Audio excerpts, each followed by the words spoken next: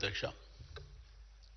మేము అప్పుడు యంగ్స్టర్గా యువకులుగా ఎన్టీ రామారావు గారు మరి పార్టీ ఆవిర్భావం, వారు ఎన్టీ రామారావు గారు హ్యాబిట్స్లో ఉంటుండే అధ్యక్ష.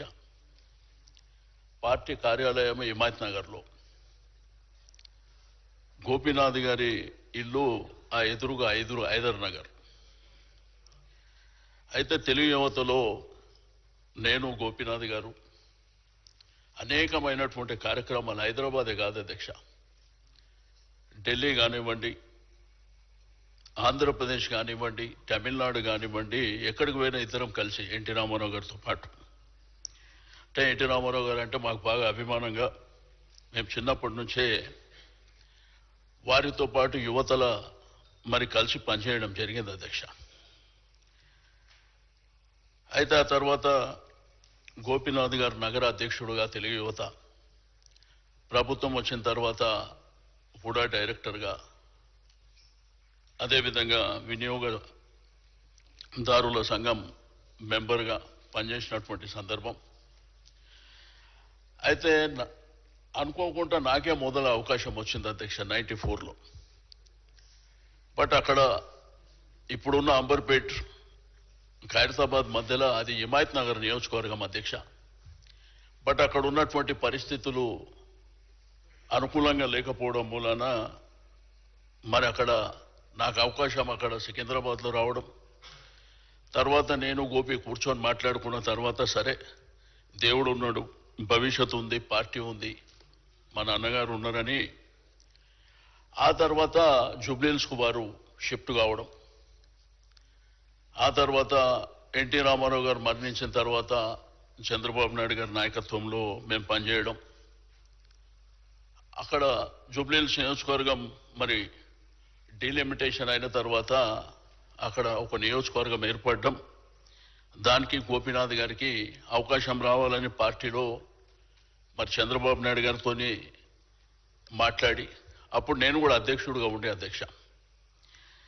ఆ తర్వాత నేను అప్పటికే 3 సార్లు శాసనసభ్యునిగా ఉన్నా కాబట్టి నా సనత్ నగర్ తర్వాత 2014లో మా 2 కాన్స్టిట్యున్సీలు బార్డర్ అధ్యక్ష.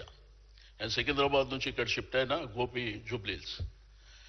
నా నియోజకవర్గం కంటే ఎక్కువ నేను జూబ్లీహిల్స్ తిరిగిన అధ్యక్ష.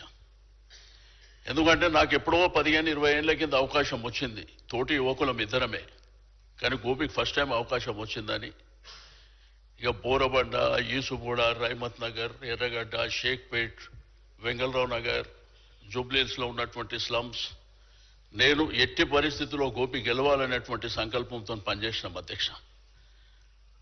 బట్ మొదటిసారి ఎమ్మెల్యే అయిన తర్వాత ప్రజలకు అందుబాటులో ఉండడం, నిరంతరంగా అంటే ఒక ప్రభుత్వ కార్యక్రమాలే కాకుండా తన సొంత కార్యక్రమాలు కూడా డిజైన్ చేసుకుంటుండే, ఒక పండుగలు వచ్చినా సొంతంగా కార్యక్రమాలు చేసేటువంటి వ్యక్తిత్వం అధ్యక్ష.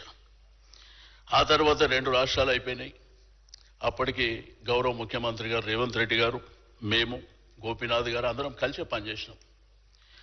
ఆ తదనంతరము 2 రాష్ట్రాలు అయిపోయినాయి కాబట్టి మరి గౌరవ పెద్దలు కేసీఆర్ గారు మాతో మాట్లాడినప్పుడు, ఇక 2 రాష్ట్రాలు అయినాయి, మనం కలిసి పనిచేసుకొని మన రాష్ట్రాన్ని అభివృద్ధి చేసుకుందాం అన్నప్పుడు మేమందరము మరి ఇక్కడ టీఆర్ఎస్ పార్టీలో చేరడం, కలిసిమెలిసి పనిచేస్తుంటాం అధ్యక్ష. ఏ చిన్న కార్యక్రమం అయినా మాట్లాడుకునే పనిచేస్తున్నటువంటి సందర్భం. బట్ అన్ఫార్చునేట్ ఏంటంటే తన ఆరోగ్యం అనేది ఇంత తీవ్రంగా ఉంటుంది, తను ఇంత చిన్న వయసులోనే మనం కోల్పోతాం అనేటువంటిది కలలో కూడా ఊహించలేదు అధ్యక్ష.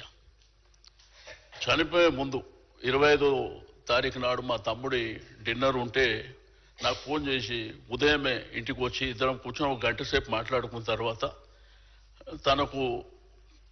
తన విషయాలు నాతో షేర్ చేసుకున్న తర్వాత నేను చెప్పిన, రేపు డిన్నర్ అయినాక నేను ఆస్ట్రేలియా పోతున్నా, వచ్చిన తర్వాత కూర్చొని మాట్లాడుకొని ఇబ్బందులు లేకుండా చూసుకుందామంటే అనుకోకుండా మరి వారు మరణించడం నిజంగా అధ్యక్ష మరి దేవుడు, జననం మరణం అనేది మన సర్వసాధారణమైనప్పటికీ పేదలు ప్రేమించేటువంటి, ప్రజలు ప్రేమించేటువంటి ఒక గొప్ప నాయకుడిని కోల్పోవడం అనేది చాలా బాధాకరమైనటువంటి అంశం అధ్యక్ష. బట్ మన నిండు శాసనసభలోనే 2014 నుంచి కంటిన్యూగా అధ్యక్ష, అంటే ఒక వ్యక్తి 3 సార్లు గెలవాలంటే చిన్న విషయం కాదు అధ్యక్ష. ఇప్పుడు కరెంట్ రాజకీయాలు అన్ని టెంపరరీ రాజకీయాలు అయిపోయినాయి.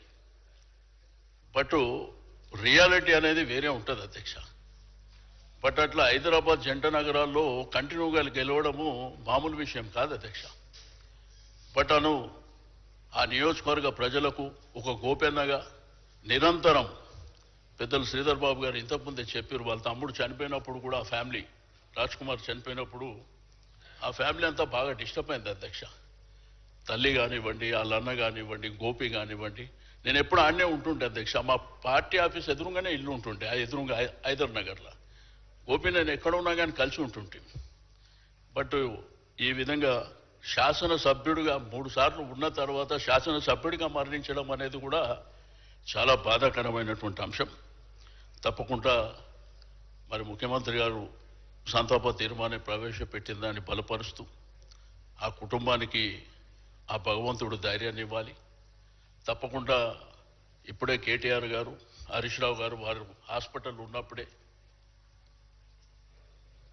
మిగిలిన కార్యక్రమాలన్నీ జరిగే వరకు పార్టీ అన్ని విధాలుగా అండదండలు ఉంది.